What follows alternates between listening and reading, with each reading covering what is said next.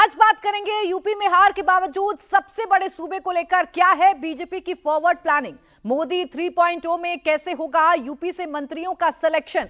आखिर क्या वजह रही कि राम की नगरी में भी कमल नहीं खिल सका। कैसे पूर्वांचल से लेकर बाकी जगहों पर जातियों के फेर में फंस गई बीजेपी। वो कौन से बड़े चेहरे थे जिन्हें इन चुनावों में हार का मुंह देखना पड़ा। और साथ ही बात होगी इतने बड़े झटके के बावजूद बीजेपी के लिए अभी भी जरूरी है योगी, उपयोगी है योगी। और अब कैसे मंथन किया जा रहा है और उत्तर प्रदेश से मंत्रिमंडल को लेकर किन चेहरों पर नजर टिकी हुई है, सब कुछ आपको बताएंगे। तो 2024 का जनादेश आ चुका है। बीजेपी में थोड़ी खुशी थोड़ा गम है। एक तरफ नरेंद्र मोदी तीसरी बार पीएम बनने जा रहे हैं, तो वहीं यूपी समेत कई अहम राज्यों में निराशाजनक प्रदर्शन से बीजेपी को करारा झटका हुआ है।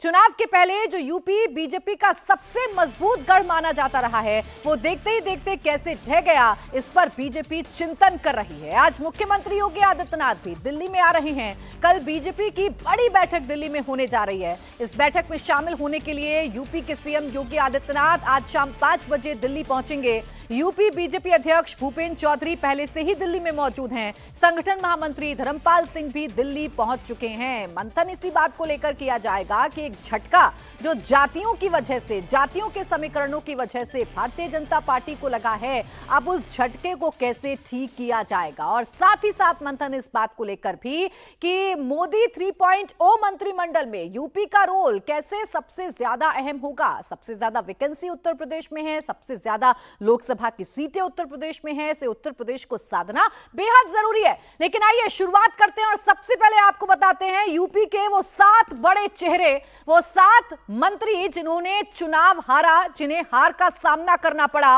और इस फहरिस्त में सबसे पहला नाम आएगा अमेठी से केंद्रीय मंत्री स्मृति ईरानी का, जिन्हें हार का सामना करना पड़ा। केएल शर्मा के हाथों उन्हें हार का सामना करना पड़ा।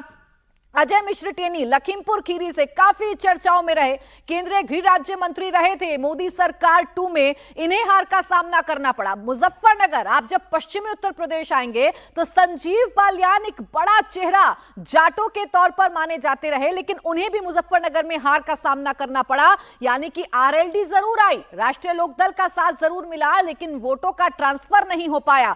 चंदौली में यानी पूर्वांचल की बात करेंगे तो महेंद्र नाथ पांडे को हार का सामना करना पड़ा, वो अपनी सीट नहीं बचा पाए। भानु प्रताप वर्मा जालौन में हार गए, साध्वी निरंजन ज्योति फतेहपुर में हार गई और कौशल किशोर मोहनलालगंज में हार गए। यानी लखनऊ के आसपास की भी जो सीटें थी, वहां भी बड़े बड़े चेहरों को हार का सामना करना पड़ा। और इसके पीछे की सीधी वजह जो समझ में आती है वो है अखिलेश यादव का पीडीए, जातियों का जबरदस्त कॉम्बिनेशन, और यही कॉम्बिनेशन हिंदू वोटों में बंटवारे का सबब बना और उसी का नतीजा है कि बड़े चेहरे चुनाव हार गए।